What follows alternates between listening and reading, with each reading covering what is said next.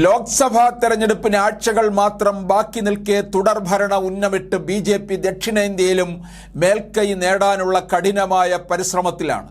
400 സീറ്റുകൾക്ക് മുകളിൽ ഇത്തവണ പ്രതീക്ഷിക്കുന്ന ബി.ജെ.പി. ദക്ഷിണേന്ത്യയിൽ, പ്രത്യേകിച്ച് കേരളത്തിലും തമിഴ്നാട്ടിലും ഒരു ചെറിയ തീപ്പൊരിയെങ്കിലും സൃഷ്ടിക്കാനുള്ള ശ്രമവും തുടരുകയാണ്. ഇത്തവണ കേന്ദ്രമന്ത്രി രാജീവ് ചന്ദ്രശേഖറിന്റെ തിരുവനന്തപുരത്തെ വിജയം ഉൾപ്പെടെ 5 സുപ്രധാന മണ്ഡലങ്ങളിൽ ജയിച്ചു കയറാൻ ബി.ജെ.പി. പ്രതിജ്ഞയെടുത്തിരിക്കുകയാണ്. സംസ്ഥാനത്തിന്റെ തലസ്ഥാന ജില്ലയിലെ സീറ്റുകൾ തന്നെ കൈപ്പിടിയിൽ ഒതുക്കാനായാൽ അത് ബി.ജെ.പിക്ക് വലിയ നേട്ടമായി മാറും. ഇത് മുന്നിൽ കണ്ട് ഈ ജില്ല വരുന്ന 2 ലോക്സഭാ മണ്ഡലങ്ങളിലും കേന്ദ്രമന്ത്രിമാരെ ഇറക്കിയാണ് ബി.ജെ.പി. പരീക്ഷണം നടത്തുന്നത്. ആഗോള പൗരൻ ശശി തരൂരിൽ നിന്ന് സീറ്റ് പിടിക്കാൻ മലയാളിയും കേന്ദ്രമന്ത്രിയുമായ രാജീവ് ചന്ദ്രശേഖരെയാണ് ബി.ജെ.പി. ഇറക്കിയിരിക്കുന്നത്. ആദ്യം മുതൽ നിർമ്മല സീതാരാമന്റെയും രാജീവ് ചന്ദ്രശേഖറിന്റെയും പേരുകൾ കൊണ്ടുവന്നതിലൂടെ തന്നെ ബി.ജെ.പി. തിരുവനന്തപുരത്ത് എത്രമാത്രം ഗൗരവത്തിൽ എടുത്തിരിക്കുന്നു എന്ന് മനസ്സിലാക്കാം. തല കീഴടക്കിക്കൊണ്ട് കേരളത്തിൽ തുടങ്ങാനായാൽ വലിയ നേട്ടമായി മാറും. കഴിഞ്ഞ 3 ലോക്സഭാ തെരഞ്ഞെടുപ്പുമായി വോട്ട് ശതമാനം കൂടിക്കൊണ്ടിരിക്കുന്ന ബി.ജെ.പി. കോൺഗ്രസിനോട് നേരിട്ട് മത്സരിക്കാൻ കഴിയുന്ന തരത്തിലേക്ക് മണ്ഡലം മാറ്റിയിട്ടുണ്ട്. സീനിയർ നേതാവായ ഒ രാജഗോപാൽ ആദ്യമായി മത്സരിച്ച 1990കളുടെ തുടക്കം മുതലാണ് മണ്ഡലത്തിൽ ബി.ജെ.പിക്ക് പ്രതീക്ഷ തെളിഞ്ഞു തുടങ്ങിയത്. 80,000 വോട്ടുകൾ നേടി സാന്നിധ്യമായ ബി.ജെ.പി. അതിനുശേഷം 10 വർഷം കൊണ്ട് 70,000 വോട്ടുകളുടെ വർധനയാണ് ഉണ്ടാക്കിയത്. 91-ൽ 80,566 വോട്ടുകൾ നേടിയ രാജഗോപാൽ 99-ൽ മത്സരിച്ചപ്പോൾ വോട്ട് ഷെയർ കിട്ടിയത് 1,58,221 2000-ന്റെ തുടക്കം മുതൽ ബി.ജെ.പി. ശക്തമായ സാന്നിധ്യം തിരുവനന്തപുരത്ത് കാട്ടിത്തുടങ്ങി. 2004-ൽ രാജഗോപാൽ ബി.ജെ.പിയുടെ വോട്ട് 2,28,052 ഉയർത്തുകയും 10 വർഷം കൊണ്ട് 2,82,336 വോട്ടുകളിലേക്ക് കൂടുകയും ചെയ്തു. ഈ തെരഞ്ഞെടുപ്പ് മുതൽ മറ്റൊരു കാര്യം കൂടി സംഭവിച്ചു. ഇവിടെ പലതവണ സീറ്റ് നേടിയിട്ടുള്ള ഇടതുപക്ഷത്തെ പിന്നിലേക്ക് തള്ളിക്കൊണ്ട് 2ാം സ്ഥാനത്തേക്ക് ഉയർന്നു വരാനും ബി.ജെ.പിക്കായി.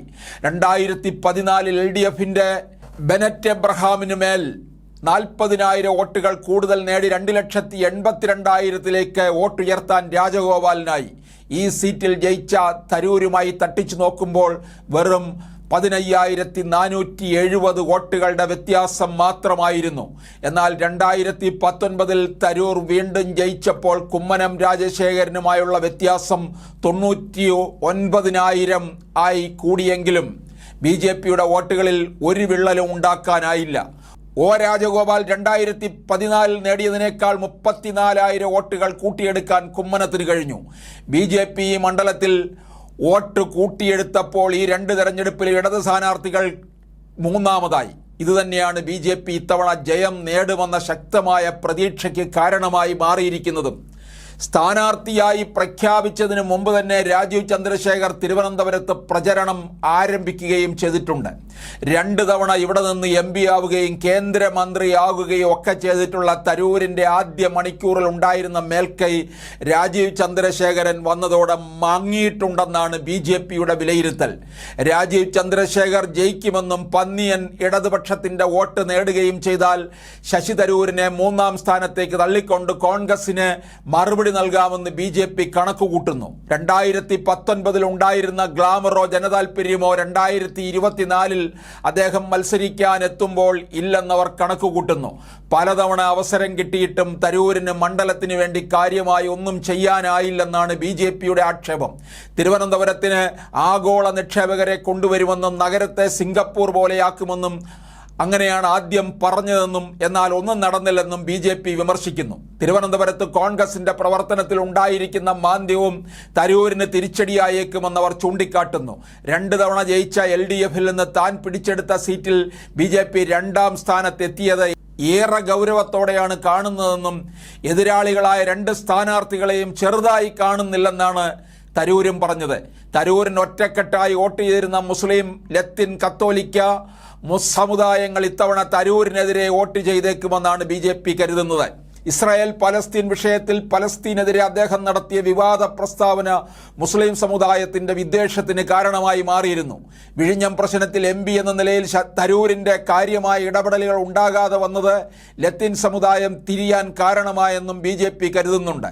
ഇതിനൊപ്പം രാജീവ് ചന്ദ്രശേഖർ സമുദായത്തോടെ കൂടുതൽ അടുത്തിട്ടുള്ളതും NSS ആസ്ഥാനത്ത് നടത്തിയ സന്ദർശനവുമെല്ലാം നായർ വോട്ടുകളിലും പ്രതിഫലിച്ചാൽ കേരളത്തിൽ നിന്നും പാർലമെന്റിലേക്ക് താമരയുടെ പ്രതിനിധി BJP കനവ് സഫലീകരിക്കപ്പെടും. തിരുവനന്തപുരത്തെക്കുറിച്ച് വലിയ സ്വപ്നങ്ങൾ രാജീവ് ചന്ദ്രശേഖറും വയ്ക്കുന്നുണ്ട്.